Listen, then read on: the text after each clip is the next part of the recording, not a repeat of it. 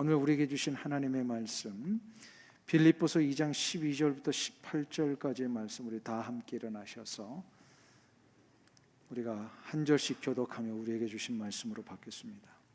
빌립보서 2장 12절부터 한 절씩 교독합니다. 그러므로 나의 사랑하는 자들아, 너희가 나 있을 때뿐 아니라 더욱 지금 나 없을 때에도 항상 복종하여 두렵고 떨림으로 너희 구원을 이루라.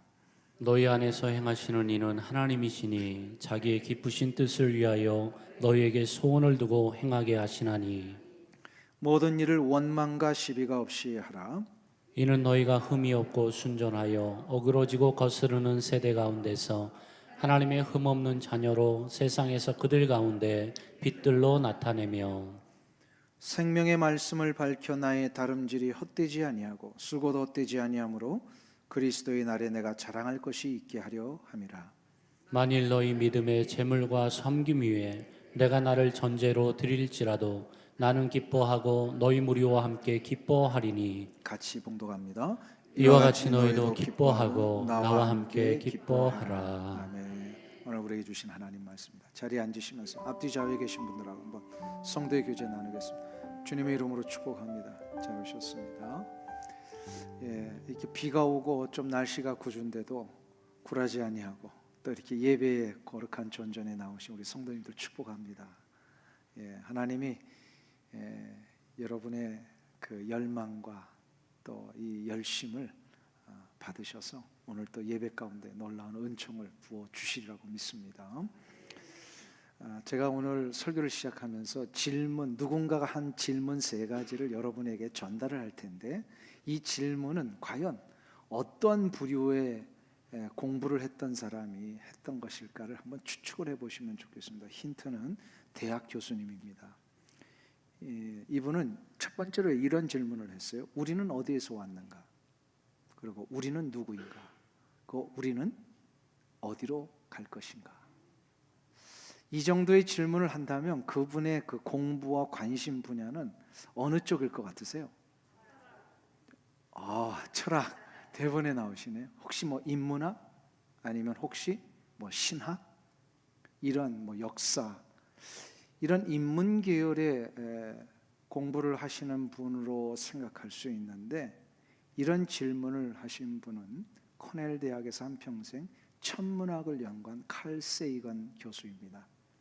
이분이 쓴 여러 책 중에 그 대표적인 책이 코스모스라고 하는 책이 있는데요. 그러니까 우주의 기원과 또 이 놀라운 이 신비를 풀어가는 자신의 연구에서 요 3가지 질문을 가지고 우주의 신비를 풀어가고 있는 거예요. 이 천문학자가 왜 예수를 믿는 사람도 아니거든요. 근데 이분이 왜 우주의 기원과 신비를 풀어가는데 인간은 어디서 왔고 우리는 지금 누구이며 우리는 인간은 앞으로 어떻게 될 것인가 라고 하는 질문을 했던 것일까요?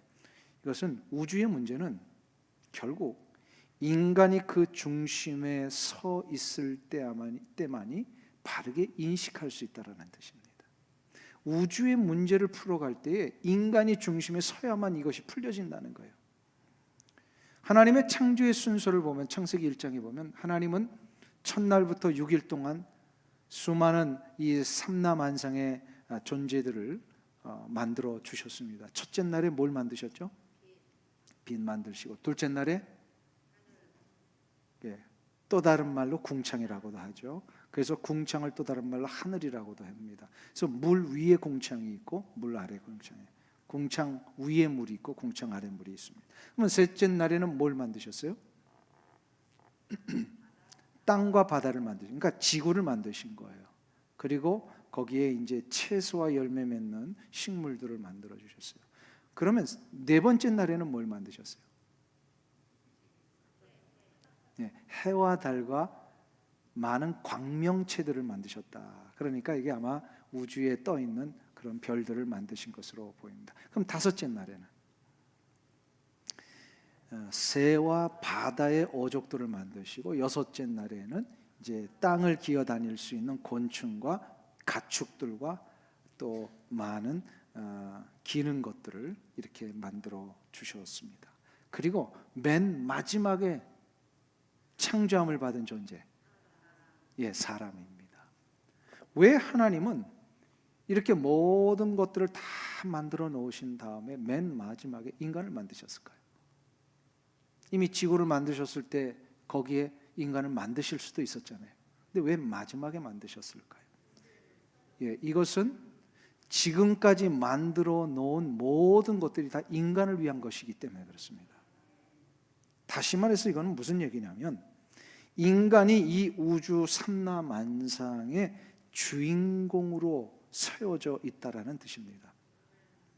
오페라나 뮤지컬을 보신 분들은 아실 거예요. 그 모든 공연이 끝난 다음에 배우들이 앞에 나가서 관객에게 인사를 하는데 제일 먼저 인사하는 사람들이 누구예요? 엑스트라들.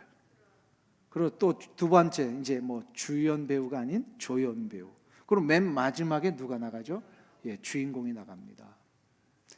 제일 마지막에 주인공이 나간다는 건 그만큼 중요한 역할을 했다라는 것이죠. 인간이 제일 마지막에 만들어졌다라고 하는 것은 하나님께서 우주 삼라만상이라고 하는 이 무대에 인간을 주인공으로 세우셨다라는 뜻입니다. 하나님은 우리가 이 세상에 태어나기 전부터 각자 인생 속에 하나님이 원하시는 계획들을 다 세워놓고 계셨습니다. 그렇죠? 그래서 그 계획이 하나님의 거룩한 뜻 가운데 이 땅에 우리가 태어나는 순간부터 그 사람은 하나님의 계획을 위하여 이 땅에서 주인공으로 살아가는 인생이 된 거예요. 살아가는 인생의 가장 중요한 역할이 뭐예요? 하나님이 만들어 놓으신 이 우주 삼라만상이라고 하는 무대 위에서 우리는 주인공으로 살아가는데 그게 바로 무슨 삶이에요? 하나님의 거룩하신 영광을 위해, 하나님의 거룩한 뜻을 위하여 우리가 살아가는 것입니다. 그것을 위하여 우리를 주인공으로 삼으시는 첫 출발이 구원입니다. 구원이라고 하는 것은 그것을 위하여 우리를 이 땅에 하나님이 새롭게 시작하시는 새 창조의 역사예요. 그러니까 구원을 받았다라고 하는 것은 단순히 그냥 구원받은 것으로 끝나지 말고 어떻게 살아야 돼요? 구원받은 사람답게 사는 거라고 그랬죠. 구원받은 사람답게 사는 것이 뭐냐면 하나님이 만들어 놓으신 이 우주와 지구라는 무대 위에서 우리가 하나님의 뜻대로 주인공으로 살아가는 거예요. 그러니까 지금까지 우리가 두 주에 걸쳐서 살펴보았던 빌립보서 2장 12절부터 16장 초반까지의 이 6가지의 모든 삶, 하나님을 향하여서 3가지를 살아야 되고 또 우리 이웃과 인간과의 관계에서 3가지를 살아야 되고 그 3가지를 살아가는 것 바로 구원받은 자답게 사는 것, 이게 바로 이 세상에 나를 주인공으로 세우신 하나님의 뜻을 이루어드리는 삶입니다. 아멘이죠. 시간이 없기 때문에 이걸 복습 안 해도 되겠죠. 우리가 두 주에 걸쳐서 구원받은 자답게 사는 게 뭐라 그랬어요? 그냥 딱 우리 타이틀만, 첫 번째로 어떻게 살아야 돼요? 복종하며 살아야 됩니다. 우리 12절 보세요. 항상 복종, 하나님의 말씀을 귀 기울여 그 말씀대로 사는 것. 두 번째로 두렵고 떨림으로 신전의식을 가지고 하나님 앞에 살아가고, 세 번째로 13절에 보면 우리에게 소원을 두고 행하시는 하나님의 역사를 믿고 내게 주시는 힘과 능력으로 살아가는 것. 이게 바로 하나님 앞에 바르게 사는 거죠. 자, 그러면 우리가 인간의 삶 속에서 바르게 사는 것, 구원받은 자답게 사는 것은 바로 원망과 시비가 없이 사는 것이다 그랬죠. 14절에 그리고 거스리고 어그러진 이 세대 속에서 우리는 흠이 없고 순전한 삶을 살아야 돼. 그때 우리는 빛의 삶을 삽니다. 그리고 16절 마지막에 생명의 말씀을 밝히는 삶을 살라. 이제 이 6가지가 구원받은 자답게 사는 거예요. 이것이 바로 주인공으로서 이 세상을 하나님이 허락하신 무대 위에서 살아가는 모습이라 그랬어요.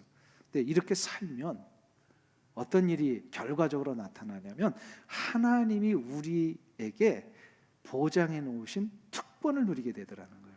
그 특권이 오늘 본문에는 2가지가 있어요. 첫째는 우리의 삶이 자랑스러운 삶이 되도록 인도하신다는 거예요. 어떻게만 살면? 하나님 앞에 구원받은 자답게, 다시 이거를 잊고 무슨 표현으로 하면 하나님이 만들어 놓으신 이 세상의 무대 위에서 구원받은 자답게 주인공으로 살면 우리는 자랑스러운 삶이 된다. 사도 바울이 이것을 16절에서 이렇게 말씀을 합니다. 우리 다 같이 16절 봉독합니다. 나의 다름질이 헛되지 아니하고 수고도 헛되지 아니하므로 그리스도의 날에 내가 자랑할 것이 있게 하려 함이라. 아멘.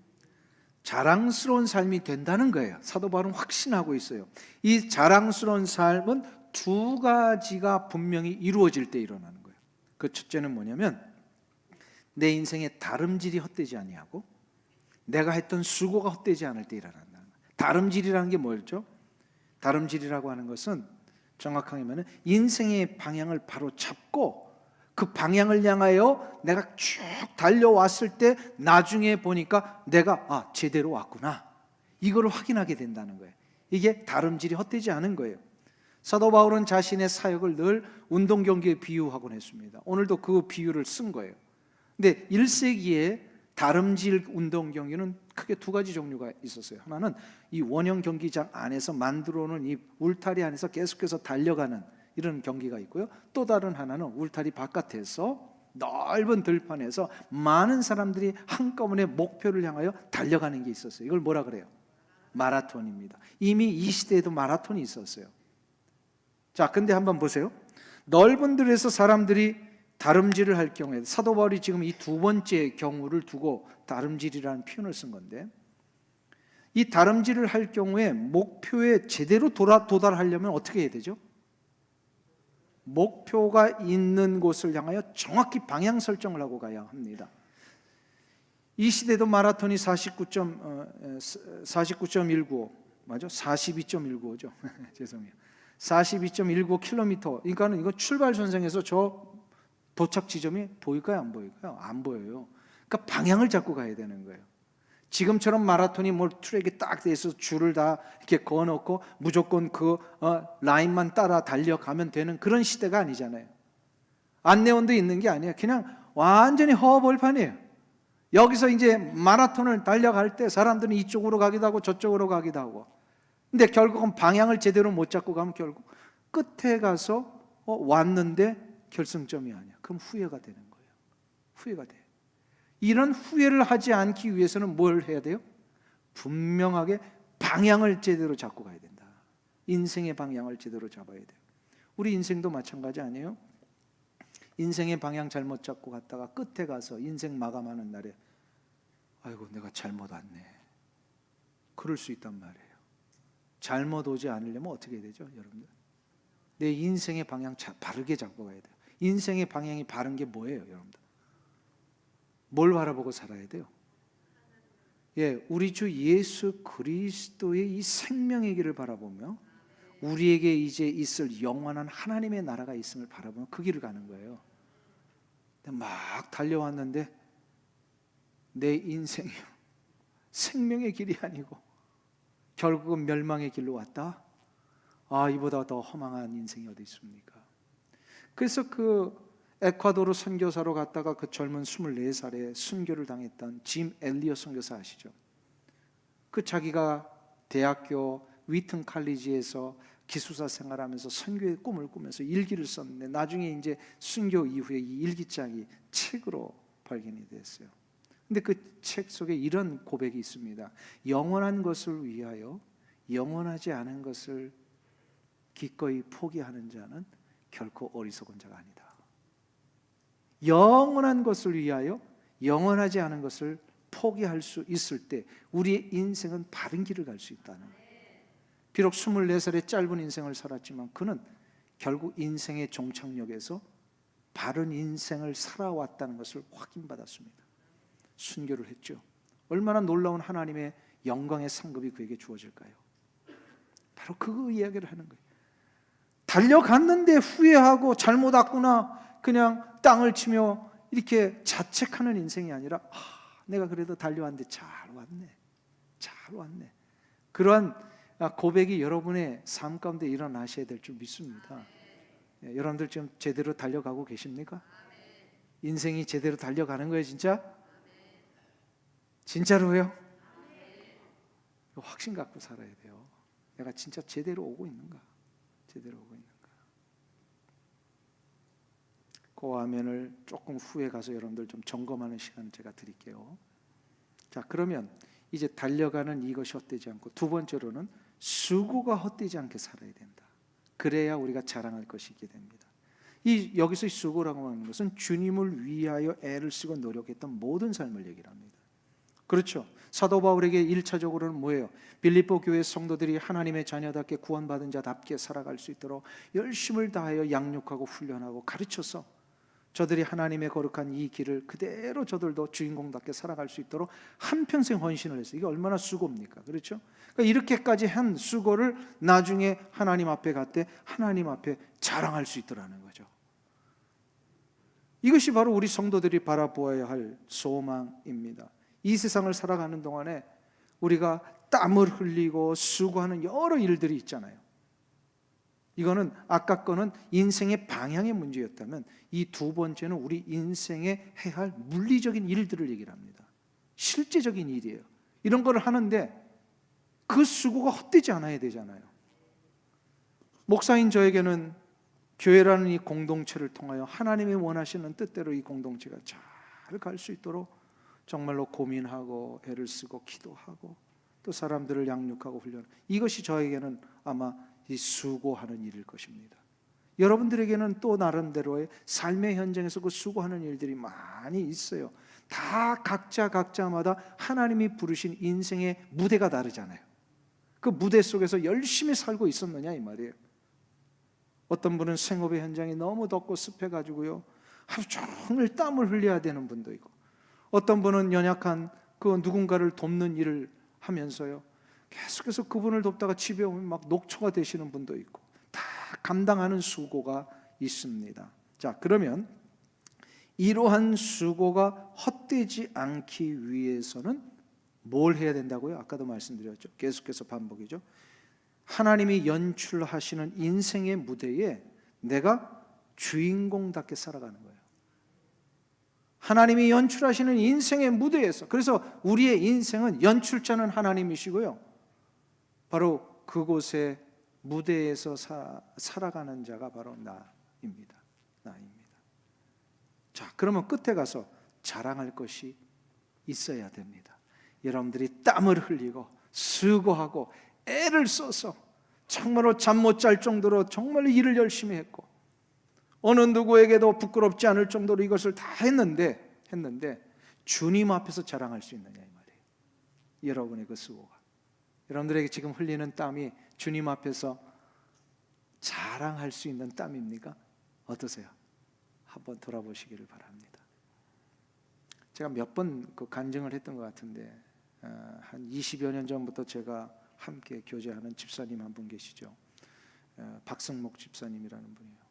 이분이 우리와 아주 동일하게 아주 뭐 다르지 않게 평범하게 이제 이민자로 오셔서 열심히 생활을 하시고, 그다음에 이제 뭐 컨트랙터로 뭐 여러 가지 많은 일들 하면서 자녀들을 어렵게 이렇게 키우셨고, 또 그리하여 이제 거의 은퇴 나이가 지날 즈음에 안정을 찾고 이렇게 이제 미래를 살아가는데 갑자기 몸이 아픈 거예요. 그래서 병원을 갔더니 간암 3기에서 4기 이 중간에 와 있는 거예요. 너무 뭐랄까 황당한 거죠. 본인은 이민자로서 이렇게 끊임없이 수고하고 달려왔는데 지금 그래도 좀 안정을 찾아서 좀 편안하게 지낼 수 있을 것으로 생각했던 이 시점에 간암 말기 판정을 받으니까 너무 황당하고 어찌할 바를 몰라서 곰곰이 집에 돌아와서 생각을 해보셨대요. 얼마 안 있으면 이제 죽는 이 상황인데 내가 하나님 앞에 서는 그날에 주님이 물어보실 것 같아요. 너 이 세상에 사는 동안에 날 위해 못하다 왔느냐? 이걸 물어보실 것 같으라는 거예요. 가치를 한 거예요. 이분이 열심히 이민자로 정말 성실하게 남 어려움 주지 않고 정말로 잘 왔어요. 그래서 반듯한 집도 마련하고 자녀들도 잘 키웠고, 근데 말할 게 없는 거예요. 지금 이분이 고민 끝에 결단을 합니다. 내가 얼마를 살든지 간에 주님이 그 생명을 주시는 그 몇 개월의 기간이라도 주님 앞에 이런 일 하다 왔습니다 하는 그 고백을 한번 해보고 싶어가지고 결단을 하는데 자기의 집을 팔았어요. 그리고 조그마한 RV를 하나 삽니다. 그래서 그 RV에 자기가 타고 다니던 자동차 조그만 거 하나 싣고서 뒤에 매달고서요, 미국 전주를 다니면서 계속해서 전도하기를 시작을 하는데, 이분이 전도 폭발 훈련자예요. 그냥 훈련을 받은 정도가 아니라 다른 사람들 훈련시키는 사람이었어요. 그래가지고 교회와 또 그때 당시에 워싱턴 지구촌 교회 김만평 목사님의 파송을 받아가지고 알비 순회 선교사라고 하는 이런 직분을 임명받고 다니면서 전도를 하는데, 전도 폭발에 그 첫 번째 질문이 있습니다. 단도직입적으로 당신 오늘이라도 이 세상 떠난다면 천국 갈 확신이 있습니까? 이거 물어보는 거거든요. 제가 여러분들에게 물어볼게요. 여러분들 오늘이라도 이 세상 떠나면 천국 갈 확신이 있으세요? 그런데 이분은 이것을 또다시 한 가지를 더 묻습니다. 당신은 천국 가서 주님 앞에 서는 날에 나 이런 일 하다 왔습니다, 이거 말할 거 있습니까? 묻는 거예요. 자, 여러분들 아멘 하신 분들만 대답해 보세요. 여러분, 주님 앞에 서는 날에 주님, 내가 이런 일 주를 위해 하다 왔습니다, 이거 대답할 거 있으세요? 어떠세요? 지금 박승목 집사님이 그 마음의 결단을 한 거예요. 그래서 그게 지금부터 한 20여 년 전의 일인데, 제가 이분을 코네티컷에 있었을 때 만났어요. 아주 열심히, 지금도 집 주소가 없어요. 몇 개월 못 산다고 판정을 받은 분이요, 20여 년이 지났는데 아직까지도 그걸 하고 계시는 거예요. 완전히 나은 거 아니에요. 그런데도 계속해서 연장을 해주셨어요, 생명을. 우리가 오래 사는 방법이 여기에 있습니다. 주를 위해 무엇인가 내가 하다 왔습니다, 이거 하려고 매일매일을 주 앞에 드리는 순간, 하나님은 우리의 삶을 결국 그 달려온 길과 수고한 길이 헛되지 않도록 인도하시는 거예요. 그러면 그 삶은 자랑해도 되는 삶이에요. 누구 앞에? 하나님 앞에 자랑하는 삶. 이걸 뭐 사람 앞에 자랑할 것도 없어요. 이거는 하나님 앞에, 주님 앞에서 자랑하는 거예요. 이것이 바로 우리에게 이 세상을 무대로 하여 구원받은 자답게 주인공으로 살아가는 자에게 주시는 특권입니다. 그런데 두 번째 특권이 있어요. 바로 진정한 기쁨을 우리에게 주신다라는 겁니다. 진정한 기쁨. 17절과 18절을 한번 보세요. 우리 다 같이 한 목소리로 봉독합니다.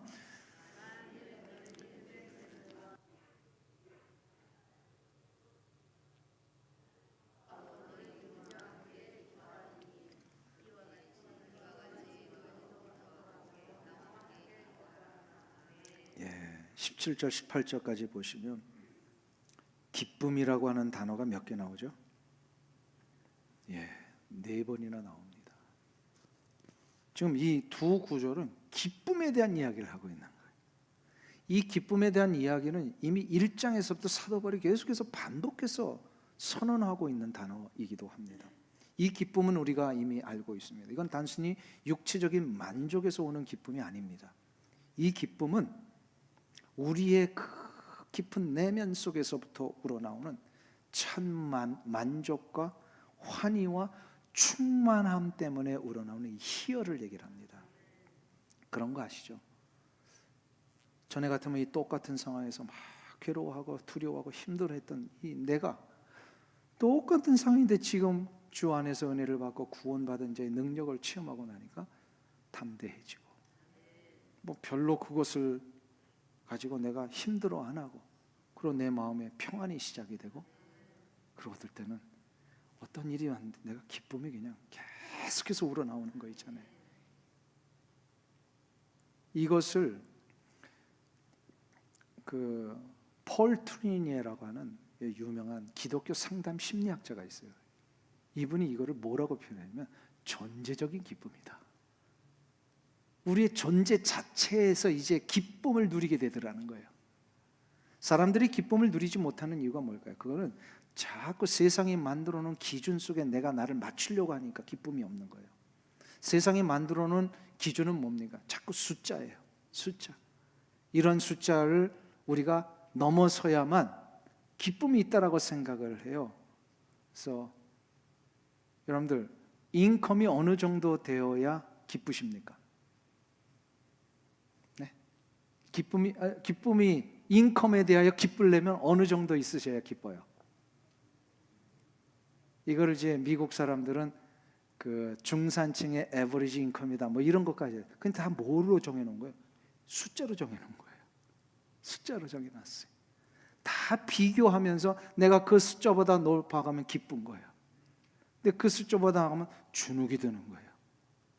근데 한번 보세요. 우리 미국에 산다라고 하는 이 자체가 얼마나 세계의 그 수도 없는 나라와 민족과 백성들보다 월등히 앞서서 부유함을 누리고 있다는 사실 아십니까? 우리 같은 사람들이요, 저 아프리카 가면요 최고 부자예요. 우리 같은 사람들이.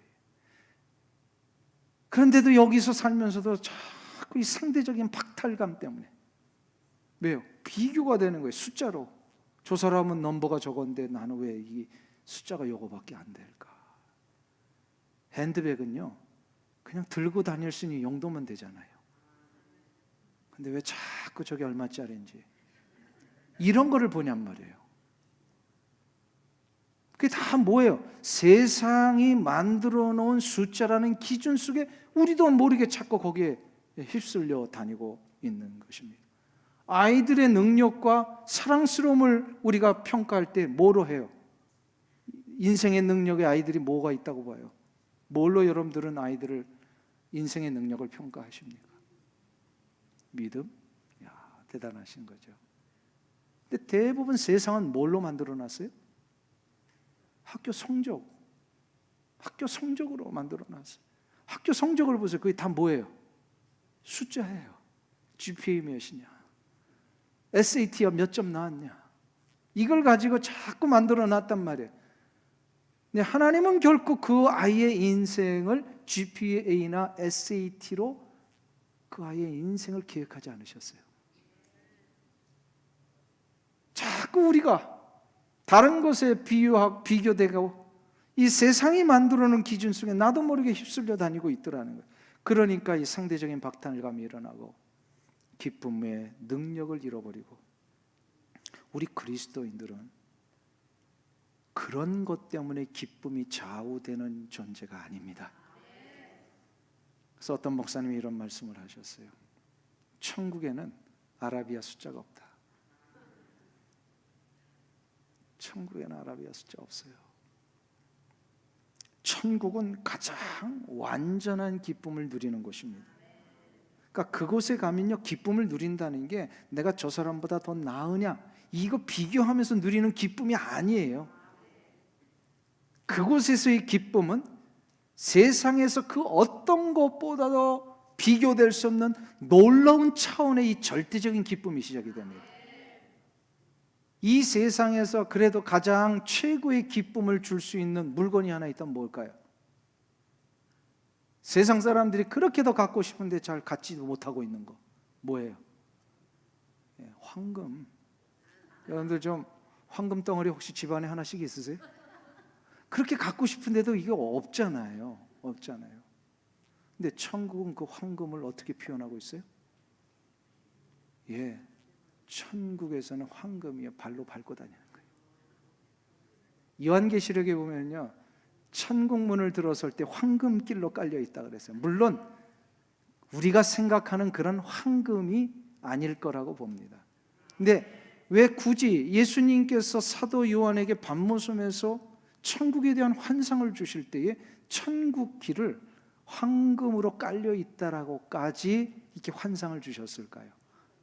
예, 이 세상에서 그렇게 추구하고 붙들려고 했던 그 기준이 천국에서는 아무것도 아닌 거예요. 땅에 밟고 다니는 그 보도 블록보다도 못한 것이 황금이라는 거죠. 우리의 기쁨은 그런 것으로 이루어지는 인생이 아닙니다. 우리는 온전히 하나님의 거룩한 은혜와 영광의 자리에 올라갈 그런 특권을 받은 자들입니다. 그러니까 우리의 기쁨은 황금이 아니라 이미 구원받은 자로 이 땅의 주인공으로 살아갈 때에 그 존재적으로 기쁨이 일어나는 거예요. 내가 이렇게 지음받았다는 사실이 기쁜 것이고, 내가 가지고 있는 이 모든 것이 하나님이 주신 것이기에 감사가 일어나고, 내가 하고자 하는 이 모든 일들이 정말 하나님의 은혜의 인도하심의 결과이기 때문에 여기에 대한 정말로 놀라운 감격이 있는 거예요. 이게 바로 우리가 누리는 기쁨의 다름이에요. 이것이 진정으로 일어나면요, 우리 주님은 요한복음에서 그 표현하셨죠. 그 배에서 생수의 강이 흘러넘쳐 이 땅을 적시고 많은 이들이 흘러가게 된다, 그렇게 말씀을 하십니다. 여기서 생수의 강이 뭘까요? 내 안에서 솟아오르는 이 생명의 기쁨, 근원적인 기쁨, 그걸 존재적인 기쁨, 이것이 바로 내게 막 흘러 넘쳐가지고 다른 이들에게 이 기쁨을 전할 수 있는 삶이 되더라는 거죠. 믿으십니까?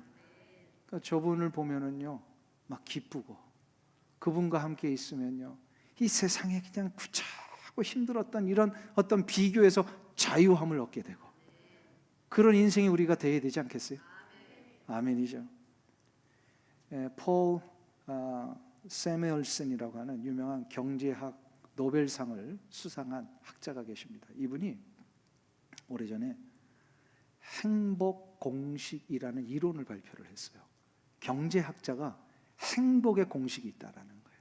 그게 바로 뭐냐면 행복이란 소유를 욕망으로 나누는 것이다, 이런 그 공식을 발표. 이거를 이제 초등학교 수준의 산수로 이렇게 도식화합니다. 공식화해서. 그래서 H 이꼬 D분의 C, 그러니까 분모가 D고 분자가 C가 됩니다.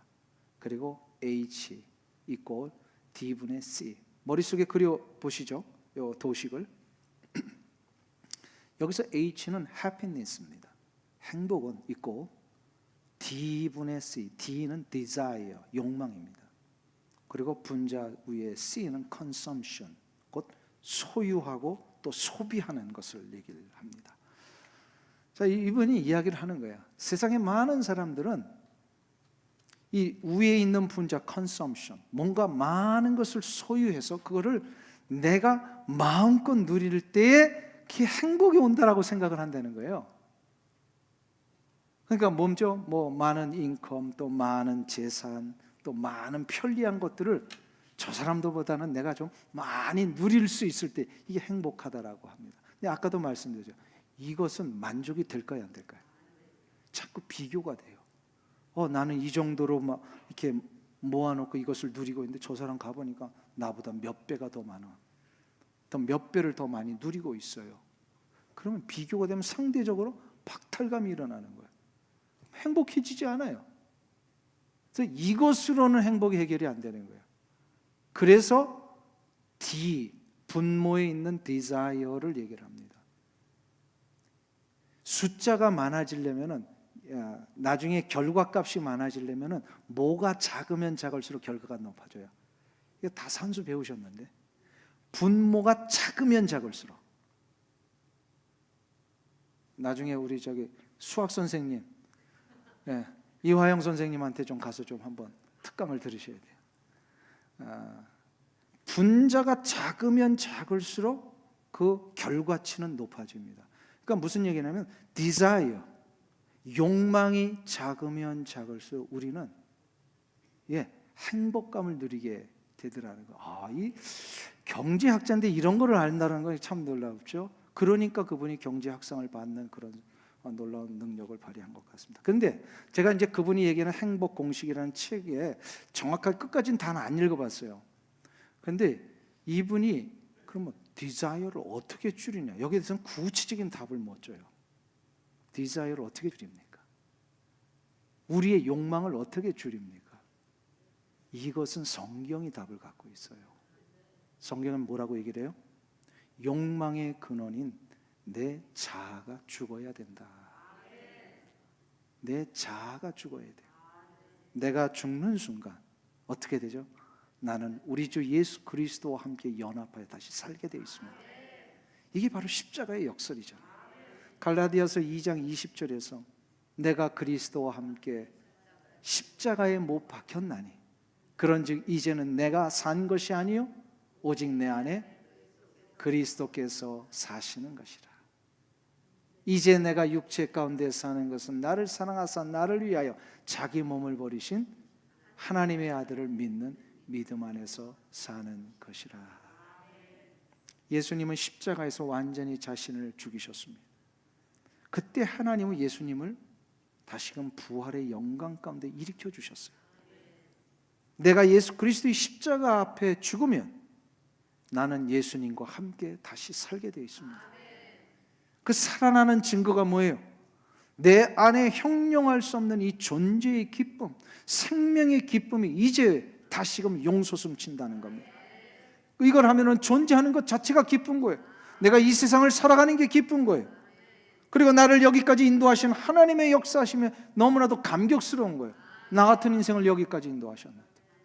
그리고 내게 주어진 이 모든 것이 감사해집니다. 아멘이에요. 내 자아가 아직도 죽지 않고 꿈틀댈 때는 한번 보세요. 내가 더 초라해집니다. 더 비교가 되고 자꾸 초라해져. 그런데 내 자아가 죽고 그리스도께서 내 안에 사시니까 나는 더욱더 나를 자랑스러워합니다. 왜요? 나는 하나님의 주인공이잖아요. 하나님이 만들어 주신 이 놀라운 인생의 공연의 주인공이잖아요. 경기도 양평에 가면 양수리라는 곳이 있습니다. 제가 이번에 한국 가서 이 양수리를 좀 갔다 왔어요. 왜 갔느냐? 우리 딸 때문에 갔어요. 하도 그 한국 드라마를 많이 보니까 이 양수리에서 이렇게 뭐죠? 이게 드라마를 찍는 장면이 있다는 거예요. 그래서 저도 한국에서 한 번도 안 가봤는데 거길 그럼 한번 가보자. 그래가지고 이제 양수리를 갔는데 왜 양수리인가 했더니요. 이게 두 개의 물이 만나는 지점이다 해서 양수리라고 불렸던 거더라고요. 그래서 이걸 순수한 한국말로 두물머리라고 부릅니다. 이렇게 두 개의 물이 만나는 머리 지점이다. 이제 그래서 그 양수리라고 그럽니다. 근데 이 부분에 대해 어떤 목사님이 이렇게 평을 하신 게 있어요. 이제 두 개의 물이라는 건 북한강과 남한강이 만나는 거거든요. 근데 북한강이 자신을 버리고 남한강이 자신을 버리니 한강이 되었더라. 이런 표현을 하셨어요. 참 귀한 인사이트다. 내면의 욕망과 꿈틀대는 죄성을 버리면 더 큰 내가 됩니다. 초라한 내가 아니라 자랑스러운 내가 됩니다. 절망과 탄식과 슬픔의 내가 아니라 이제는 기쁨과 환희에 찬 감격의 내가 됩니다. 사도 바울은 그것을 17절에서 이렇게 표현했어요. 17절 말씀 한번 보세요. 만일 너희 믿음의 재물과 섬김 위에 내가 나를 전제로 드릴지라도 나는 기뻐하고 너희 무리와 함께 기뻐하리니. 여기서 전제를 드린다라고 하는 것은 제사 때 포도주를 붓는 걸 얘기를 합니다. 사도 바울 자기 자신이 이 빌립보 교회 성도들이라고 하는 삶의 그 현장 속에 포도주와 같이 희생하고 내가 이제 사라질지라도 나는 기뻐할 수 있다라고 고백을 합니다. 어떻게 이 고백이 나올까요? 그것은 바로 사도 바울 자기 자신이 죽는 순간 더 큰 사도 바울로 살아날 것을 알기 때문입니다. 사랑하는 성도님 여러분, 이 세상 마감할 때 나는 기쁜 삶이었습니다. 이 고백하실 수 있습니까? 사도 바울이 나는 날마다 죽노라 했던 그 고백처럼 내 욕망의 자아가 날마다 죽고 내가 그리스도와 함께 다시 살아날 수만 있다면, 아니 반드시 살아납니다. 그때 우리의 입에서는 고백이 나올 수 있습니다. 나는 기쁜 삶이었습니다. 이 고백이 여러분의 모든 삶 가운데, 인생의 마지막 가운데, 그리고 지금 이 순간부터 계속해서 여러분의 이 가운데 고백되어 주시길 주의 이름으로 축원합니다.